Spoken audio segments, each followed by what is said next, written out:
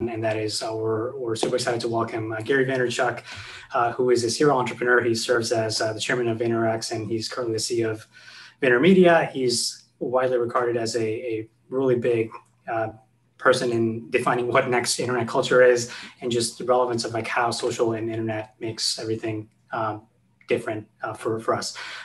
Interviewing Gary will be Jacob Willemsma from the ETHGlobal team, and Jacob and Gary are going to talk about collectibles, NFTs, and his views on the future of the space. So without further ado, please welcome Gary and Jacob. Gary, thanks so much for being here. So happy to be here, Jacob. And hi, everybody who's watching. I said this once in 2009 at a social media conference. If you are watching this right now, for the majority of people, a lot of this is old news, and this has probably been a 4 or 5 year thing, but let there be no confusion. You are disproportionately ahead of the game, and I hope there's a lot of happiness and challenges and interest with that. And so I'm very honored to be here, and thank you for having me. Thank you.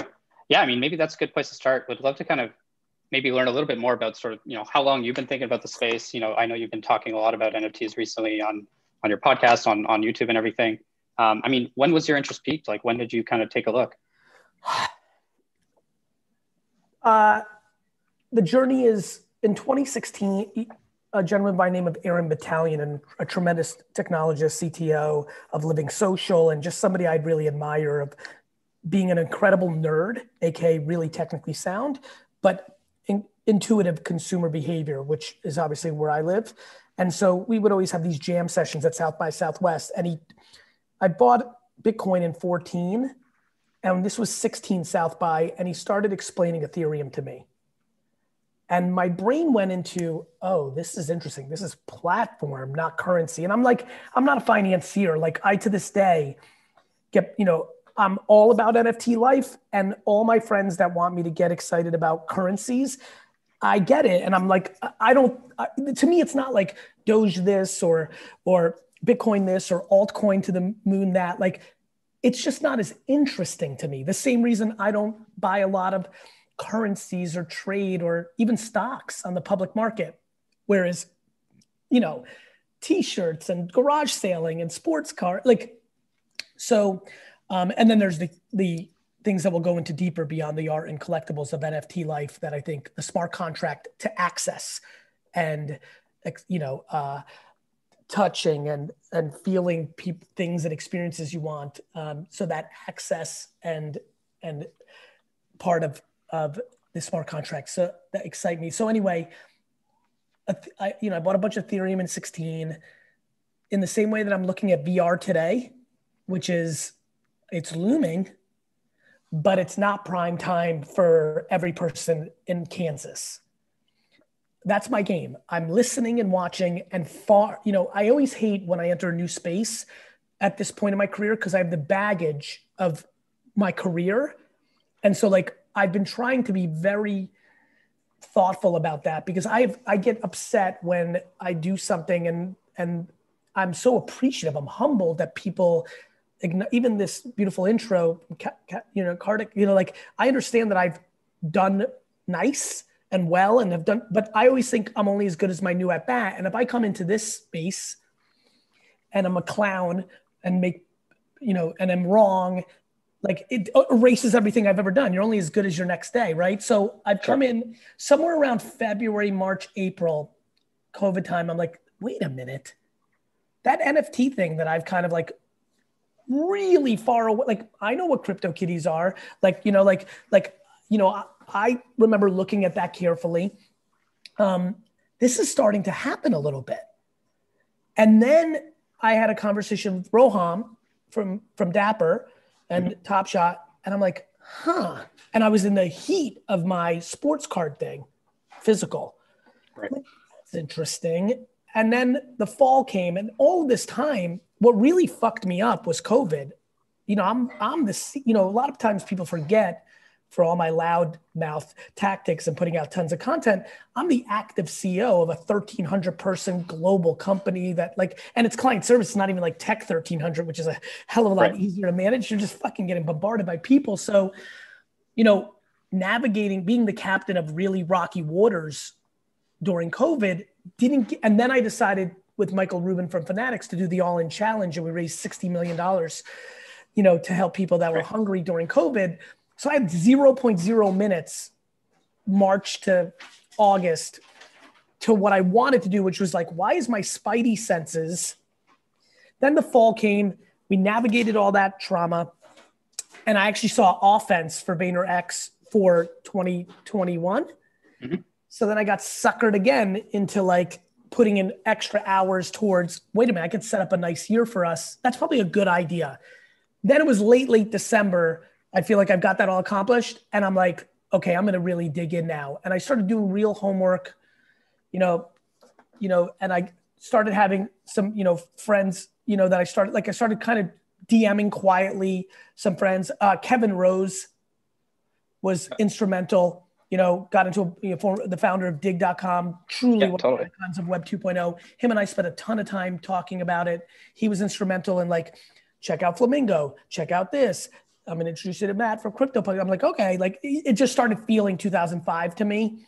Then, you know, I put out a little piece of content or two, which allowed me with my, you know, awareness these days to make some new friends. Jeff Holmberg, you know, I just have to give him a shout out, a kid that I spent a lot of times talking about CryptoPunks and hash masks with. And I'm a learner. Totally. I'm a learner from the bottom up. I can't learn from like a tech backwards place. I have to go from what are humans doing, and then I go backwards up. I'll learn about level 2 issues by understanding, like trying to buy something and being like, what the fuck's this gas shit? Like that's how I learn. Yep. And I'm also, what my big advantage is I understand people cold. That's my strength. And so, you know, the last 4 months have been 2, 3, 4 o'clock in the morning, canceling important shit and taking another thing. You know, you and I met that way. Like I'm just taking a meeting. Yeah. You know, I'm just trying to be part of the community. I got excited. I started talking. Then I was like, shit, I have to start talking way more about what this moment really is, which is the technology's forever, Internet 2000. Some of the stocks, the projects are incredibly overpriced. And there will be absolutely, in this world's terms, ICO crashing culture. Totally. And so I've been trying to put that content out there so people are being thoughtful. I've been learning a lot more about wrapping and forking and burning. And, you know, I've really enjoyed it. And so I come to this talk, incredibly humble and knowing I'm in the middle of my journey. On the consumer side, like what people are going to do, I have a flag of conviction that is as large as anything, which is NFT culture is here for the rest of my entire life. There is 0.0 doubt. I've only felt like this twice in my life. 1994, when I heard the internet for the first time, that. And I'm like, yep. In a day, I'm like, this is going to change my life. And sure enough, I'm not building 500 liquor stores for my dad anymore. I'm going to do this winelibrary.com thing. And then Friendster, MySpace, it was a little bit more of a slow burn, but it was definitely when Eric Kastner, my lead developer at winelibrary.com, started making me read TechCrunch. And I was like, okay. And boom, you know, YouTube, he showed me, actually, that's not true. There was a single moment. Eric shows me YouTube and he goes, remember 4 years ago when you were like, can I stream wine videos on our website? And I told you it was $8 trillion and only 2 people would watch. And you were like, no. I'm like, yes. He's like, well, now you can do it for free on this thing. And in February, you know, that was in 2005. And then in February 2006, I started Wine Library TV, which really changed my life because that's what made me use Twitter and Facebook to promote that show. And then I became a practitioner. The only other time I felt that way was somewhere here in January, really only 2 months ago, when I did enough homework of like, it went from spidey senses to my life is going to change. And that's what I fully believe as I sit here. I don't know. Now, I don't know. It took me a decade to learn a lot of tech to talk the way I talk today about Web 2.0, social, the internet. I still have plenty to learn about blockchain. I'm sure I'll say things in the wrong terminologies and things of that nature. Those things are irrelevant to me, meaning I have the humility to be corrected and I love everybody in the community. I have the patience to learn some of the real core things I'll need to I always like to be just dangerous enough so I'm not an idiot. But where I spend 100% of my time and 110% of my time is why are people going to do this? How is this going to affect somebody who's selling their home? Can they put this on the ledger? And like, make a VIG every time this home's sold in the beginning? How am I going to launch my book? Wait a minute, music artists can do this. Wait a minute, who was the first provenance? I understand that completely. That's everything. That's social currency. Why do people wear gold watches? Same reason they're going to buy this. Does the blue check mean anything on Instagram? It sure does. Of course. Can I take a picture into JPEG? Who gives a fuck? You don't actually own it. And in 13 years, everyone's going to actually look to see who owns. Like, that's where I play my game. Got it. Totally. Yeah. I mean, I think it's been amazing to see you use your platform in, I think, a really positive way and kind of bring people into this fold and kind of the mind worm that all of us, I think, have been thinking about over the last couple of years. And yeah, I think, you do this in such a genuine way, comes across really well. So really appreciate you helping out there. Jacob, if everybody really knew me and were inside my chemicals, if they understood you, who you are in this space, and I consider like this authentic crew, to me, people that were really active, November 1st, 2020 back are really part of a crew that's different than, let's say, February 1st, 2021, right? And totally. I've lived that twice in my life. That was when I decided to learn what the internet was at all. And boy, were those tech nerds. And then I met them again in 2005. They were just different. That early, people don't understand what Silicon Valley looked like in 3, 4, 5, 6. Like, it was so different than the status that it has now. And I think I see a lot of those characters again in this world. Now, the internet is so much more mature and accepted mainstream that the juxtaposition of culture, pop culture, fame, non-fame, like, it's different, but it's still the same, which is much like a band that goes on to become Pearl Jam. That early crew feels a relationship to the technology and the movement that must be respected by people like me that come along. And that is my number one KPI. You saying that to me is much more important to me than me doing business well with this platform. So thank you for saying that. No, I appreciate it. I mean, you said you kind of come to this with a little bit of baggage, but I mean, I want to talk about kind of, you've had decades of experience of trading cards, right? Like sports cards and that kind of thing. And, collectibles is one of those pieces on the NFT world that, is really coming into position right now. I mean, Top Shot is huge. You talked about Roham, who's talking later in the summit today about Top Shot and Dapper in general. I guess kind of curious about sort of what are your thoughts about the future of the collectible piece and how do you see that sort of coming onto chain and beyond just Top Shots right now? And by the way, to your point, I use baggage as a slang term to an incredible gift that I'm given, which is I have notoriety and respect. And of course that comes along with razzing and people think I'm sure. And I get that. But for the most part, what I mean by that is I can't do what I did in 2005, which is go to 6 Apart's blog and ask a question or go on, right. Or in 2006, 7 being on Twitter. Like, I didn't have the clout, reputation, personal brand, whatever one wants to call it. And what I mean by that is when I say baggage, I use it as, hey, I think too many people are coming into the space acting like tough guys and tough gals, like they know shit. And I'm trying to come in like, hey, I do have conviction of a couple of things I see, I'm not trying to come in here like there's a million people on Twitter that are OGs that can run circles around me on the understanding of the technology of blockchain, sure. And crypto and things of that nature. Where I feel incredibly confident is what people are going to do. And that's why I'll go to this part. Let me go to a place on collectibles that I have not heard people talk about. I have a lot of experience in that. Thank you. I also have a lot of experience in something else that a lot of people know me for, which is garage sailing. Right. And I actually believe that the garage sailing part of me has more insight than even the sports card version of me. And let me explain. When I go garage sailing, I buy things based on knowing that people have nostalgia and pop culture in their blood. And so when I buy a New York City bus pass that has the World Trade Center picture on it, I know there's no inherent real massive value. Or when I buy Huckleberry Hound in a stuffed animal from Knickerbocker, the stuffed animal toy company, for $3, without even looking at it on eBay, I already know that's $40, $50. Now, let me tell you why that story is important. There's going to be, in the advancements, I'm going a little further and beyond collectibles.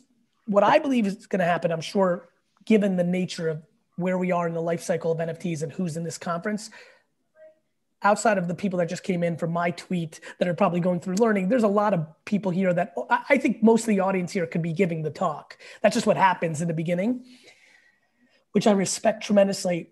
I think everybody knows and is probably frustrated when everyone's so fixated just on collectibles and art. When we're talking about, and by the way, I felt this with e-commerce and social media. People get fixated on the first thing that makes even any level of sense to them. And then one of those things become the conversation. I mean, I remember when people talked about the internet in 95, 96, only from the lens of browsers and search engines. Yep. Like there wasn't any conversation around like e-commerce and, so because a lot of the early tech people weren't merchants like I was. So for me, the reason I bring up the garage sale thing is the following. I'll use myself as an example. I'm going to use a concert. I'm going to use Coachella. Coachella has bracelets, physical bracelets. Mm-hmm. There's nobody here watching this right now that's not confused that in 15, 12, 7, 6, 3 years, that becomes a token. And it works, and I can't wait to see like token readers and like there's so much fun innovation coming, right? For sure. Smart contracts that check off that you use it. Like it's going to be so cool, right? What I know though, as garage sale Gary, is 7 years later, somebody's going to buy the first, if it goes on, that festival becomes Coachella. Right. Somebody's going to buy that token the same way I would buy the bracelet at a garage sale for 25 cents and sell it on eBay for $19. I know that tokens that are really not collectibles and arts, but representations of smart contracts are going to have a secondary market at a scale that most people haven't made the chess move connections on. And that is going to be incredible because that is going to lead to incredible behavior at the IP level to try to do thoughtfulness for the audience to create that economic aspect. The economic aspect of that is going to actually force leagues, musicians, festivals, things to actually care more about their customers. Right now, we're in the golden era, Jacob, of the people launching projects that really don't give a fuck about their audience at all. It's a fast money grab. I'm going to draw something, a picture of me or fucking something that represents me. I'm going to mint 10,000 of them. And because right now, and they're going to make some real money. I mean, we've seen some athletes and celebrities make real money. What I know is going to happen on the other side is the people that are holding the bag of that collectible have overpaid so much, no different than pets.com or etoys.com as a stock. That doesn't mean NFTs are not going to be the game-changing thing of this generation. It just means that project is not. And what you're seeing is short-term transactional behavior right now of people land grabbing for quick bags.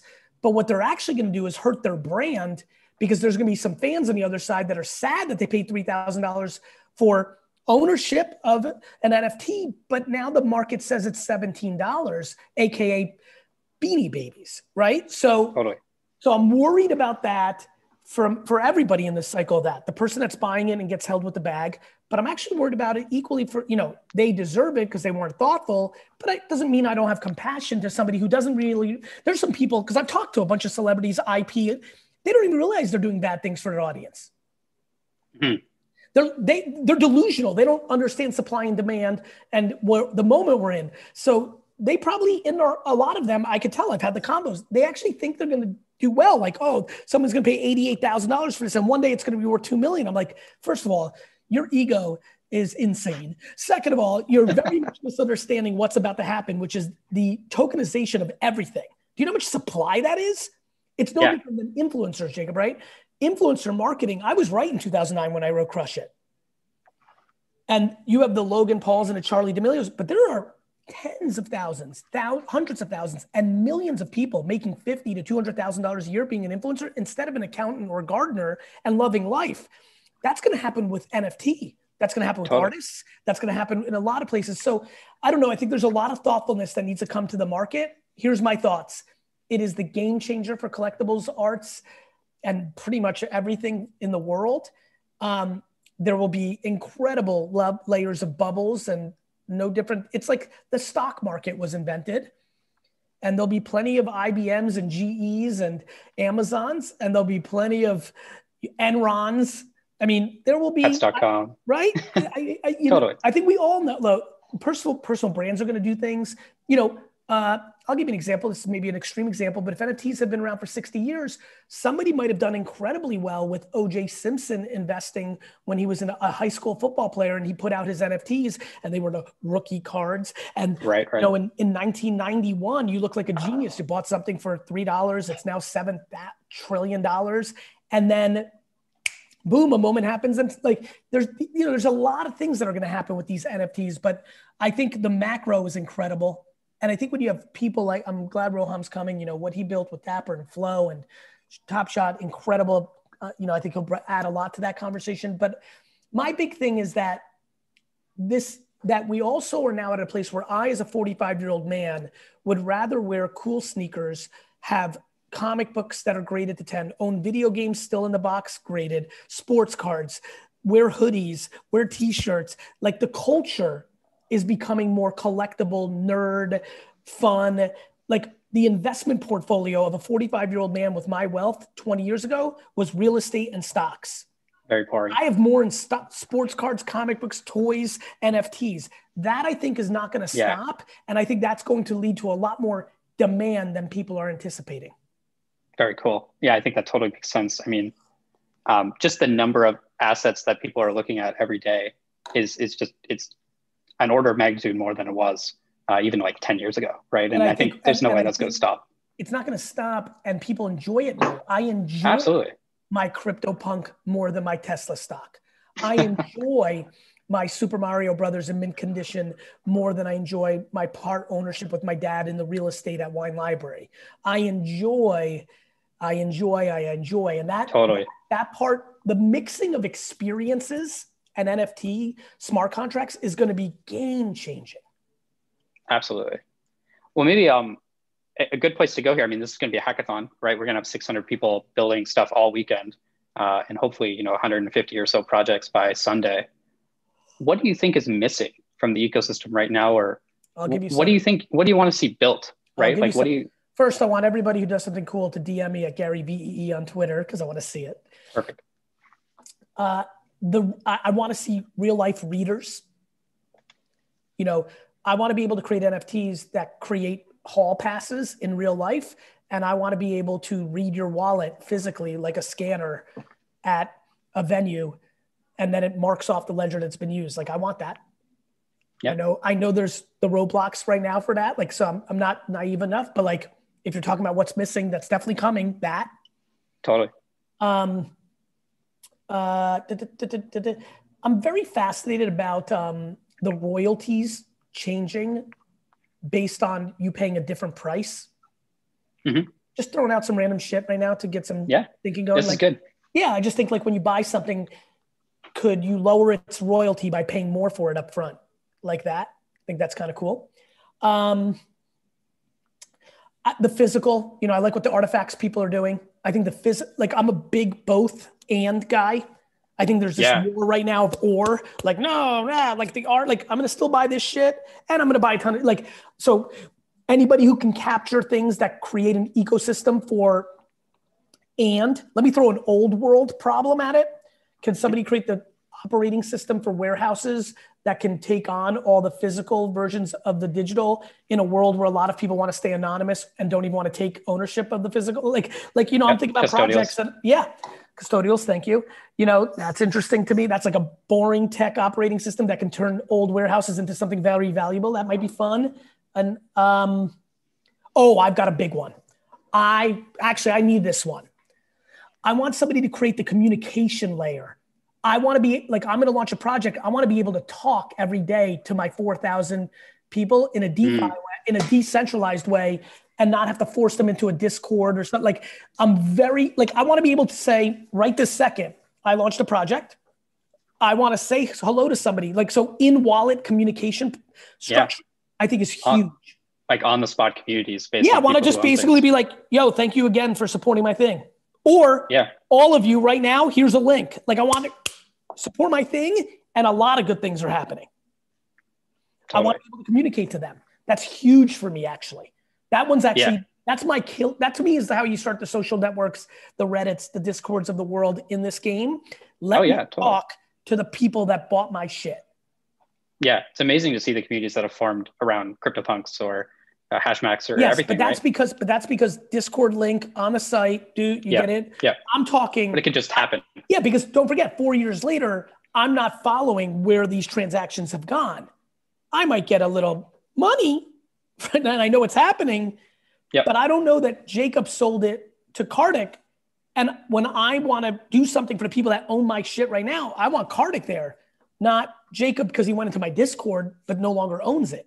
So that to me is huge. Totally. Now I can see that. This sucks. All right, folks. I have to go. Yeah, I know what you're. Thank you. You're being No, I have a hard stop at 1:30, but I just looked. I'm like, fuck.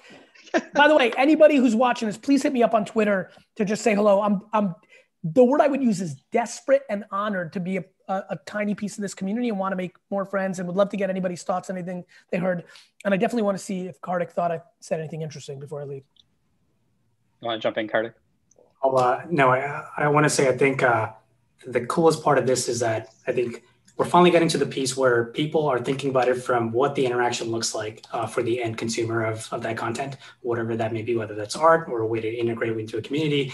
And I think this is kind of the right way to think about it, because what you're talking about is how do we actually make this valuable for the end user? It doesn't matter how the tech is set up. Correct. That's what gets to the millions and millions. Kartik, that's why I'm going to win, just so you know. Not because I came in with because what made quote unquote Gary V was I was a liquor store, son of a liquor store owner with a 40-person watching YouTube show. And once I understood social, immediately I just did what I did in real life, which is if I can bring more value to them than I ask for in return. And that is going to be the winning formula in the NFT, because we're talking about economies and communities here. The end. At scale. And that's scale. I mean, that's why I'm probably getting, you see the goosebumps? Oh, wow. Look at that. Isn't that cool? No, but really, I literally called my mom and said, NFT is the manifestation of my life's work. And I'm in the prime of my life to take advantage and to contribute to it. Do you know what that feels like to me?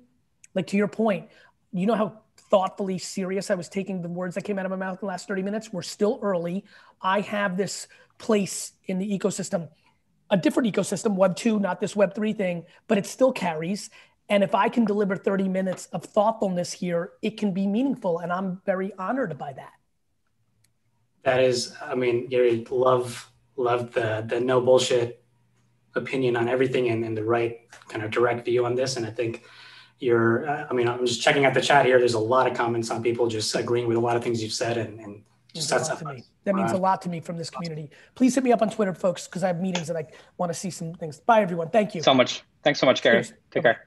All right, thanks, Jacob.